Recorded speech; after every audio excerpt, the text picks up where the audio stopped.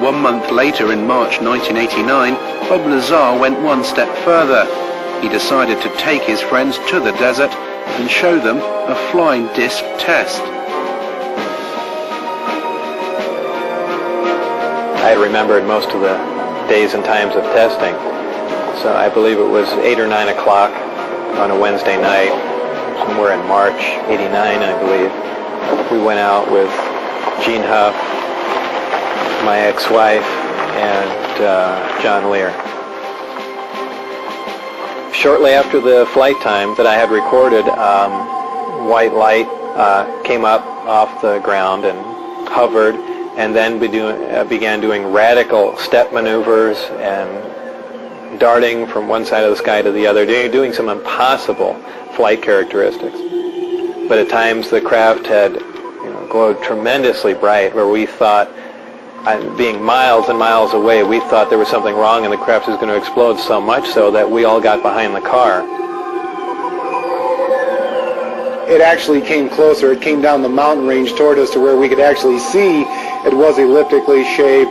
It looked like something that, it's strange to explain. It looks like an explosion that starts to explode and stops and doesn't explode and dissipate. That's how bright the light is. Your brain interprets it as an explosion about to happen. On his third visit with his friends to observe the discs at night, Bob Lazar was arrested. He was taken to an unknown location for interrogation and never returned to Area 51. They threatened my wife. They threatened to kill my wife. They said they'd stop at nothing.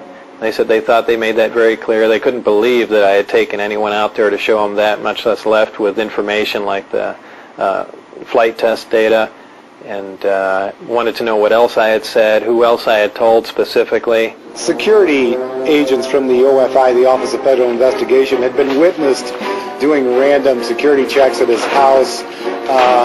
There was almost no question in anyone's mind, anyone in Bob's immediate life who talked with him on the telephone, that his phone was tapped. I mean, strange things would happen on Bob's phone and really continue to this day. Dennis Mariani, who was my supervisor, called, and all he said was, "Do you have any idea what we're going to do to you now?" And that was the end of the phone call.